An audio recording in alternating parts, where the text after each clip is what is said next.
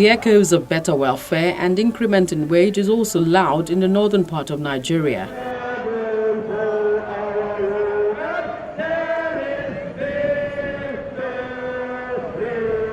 In Borno State in the northeast, where the Islamic sect Boko Haram have wreaked havoc, workers came out for the first time after 5 years to celebrate the Workers' Day amidst tight security. Of 18 minimum wage to some local governments area has not yet been implemented, especially Askra, Uba, Hawul, Biu, and Chibok. They have no even 1%. They are our brothers keepers, and they are part of the government. Therefore, there's no problem that's insurmountable to the government. Government need to do something about them because of the economic inflation and even the down of our naira that has been devalued. It's not proportional to the current market things that we are buying today. The minimum wage that we are receiving, it was that of Obasanjo era, about 16 years ago. And we have we owe the government at least some 26 to 30 months arrears. He didn't pay, let alone to increase.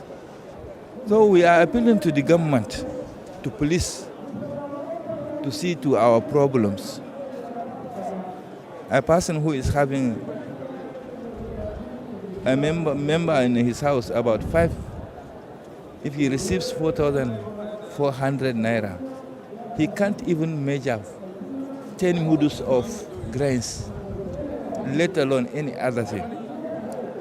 Please, I'm pleading to the government to please consider us. Kaduna State in the northwest is known for the large production of textiles. Between 1985 to 1991, the sector had an annual growth rate of 67% and employed over 350,000 people, which made up 25% of workers in the manufacturing sector.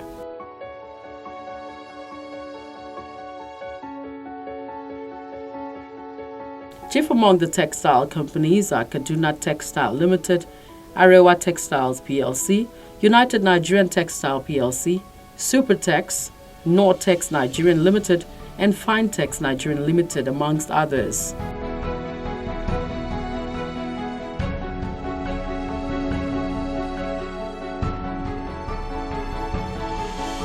With the closure of the industry, over 100,000 workers have been rendered jobless, while a large number of them lost their lives.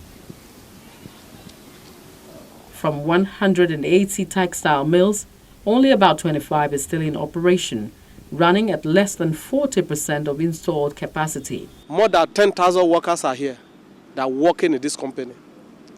But today, the company closed now, this very month, make it to be 40 years, this company closed down.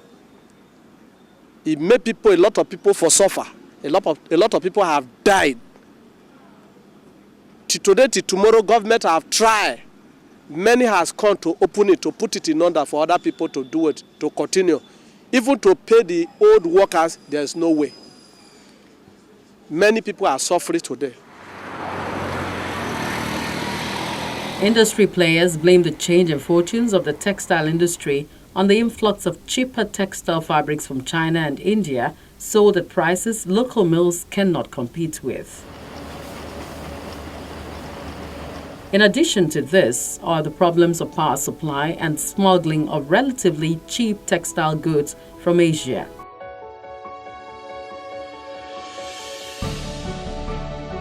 In an effort to revive the moribund industry, the former administration of President Goodluck Jonathan instituted a 100 billion naira cotton, textile and garment bailout fund, which is managed and disbursed by the Bank of Industry. Till date, however, the bailout fund is yet to bring the textile mills back to life. From my own experience, some of those things that made this place to close down is that the materials we produce that very time, there's no strong market for them because, like in Asia, they used to bring in smuggle clothes they bring here to come adopt them here. Those materials are very cheap than what we produce here. And besides that, the factors of production like power,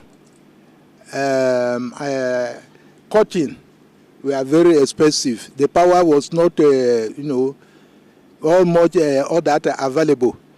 When we use generating sets to run to do production, it's always very, very, very expensive. So these are some of the factors responsible for the closing of most of the textile in this very country. Capping up the workers' demands, the Nigerian Labour Congress calls for an increase in its take-home pay. Speaking with Mr. Amici Asugunu, the Vice President of the Labour Union, he insists that the 18,000 naira minimum wage has become valueless in the face of the harsh economic reality. The law is the right of the people. The law establishes that 5 years after this agreement, the minimum wage shall be reviewed. The law probably did not know the state of Nigeria as at 5 years. But the law knows very well that 5 years, 18,000 certainly will not be 18,000 as minimum. Because the 18,000 as minimum wage is not living wage. Even at the tough time you call the economy's challenge we're having now, does not justify the use of 18,000 for a family. And if NSC slip over their right to demand for increase, that means we have also violated the law. So in order to live up to expectation, we have put forward, in quote, what we consider that could serve as a minimum and a living wage for Nigerians. Even at a time like this, 15,000 for individual workers in Nigeria is not much. It's not much. The question is, have they cut off their own allowances? So if anybody, what is the value of 56,000 compared to dollar? So people already know that even the 56,000 that is being placed now for negotiation is still below living wage, especially in this country. How many families can be dependent on 56,000? What school? Which private school? Because the schools are poor that none of these government children can attend. So whose children should go there? Whose children should be put in the public hospital where doctors will abandon you at every given time? Doctors already have their private clinic because they know how the system runs. And the same government condones such, and they say it's legal. And then their own security vote is intact. And they call it security vote so that people will say for security purpose. Which security? When people are being killed every day. Which vote are we talking about? Look at the recent occurrence in Enugu.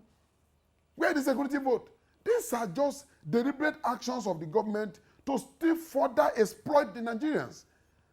So we see some hand of punishment coming from the government.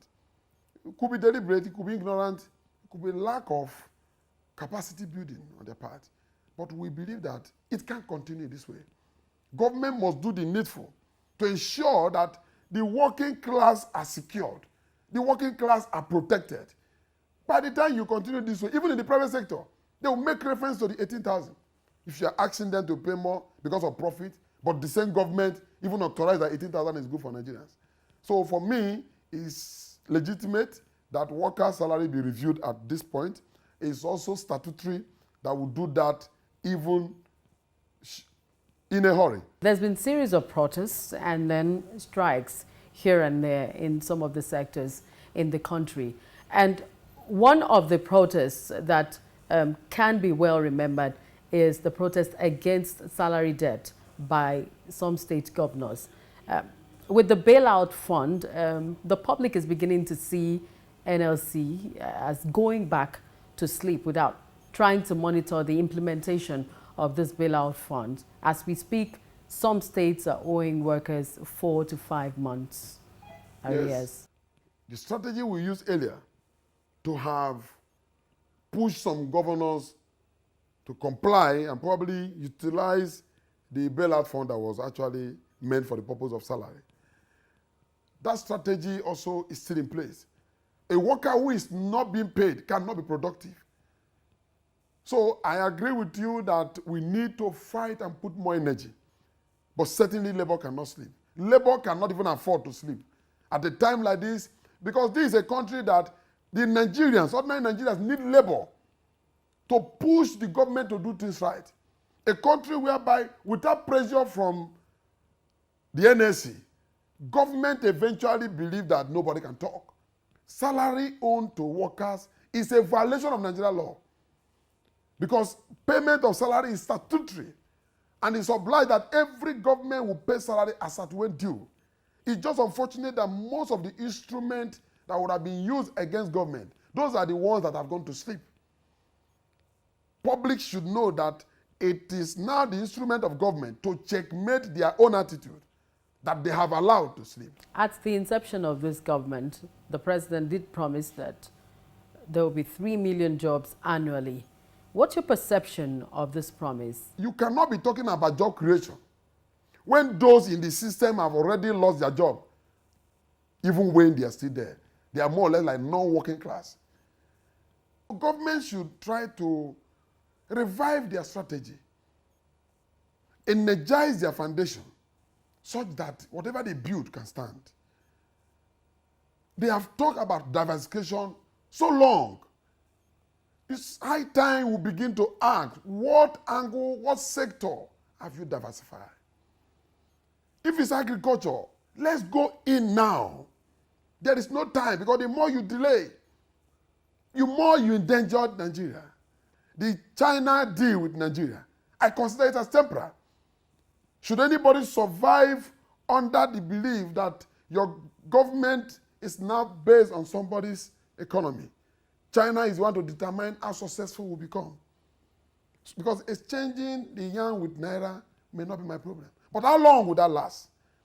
How long will you transfer the knowledge of China economy to sustain Nigeria? And we're talking about substandard and standard. And now at this point, we're going to say that we don't give any more to standard.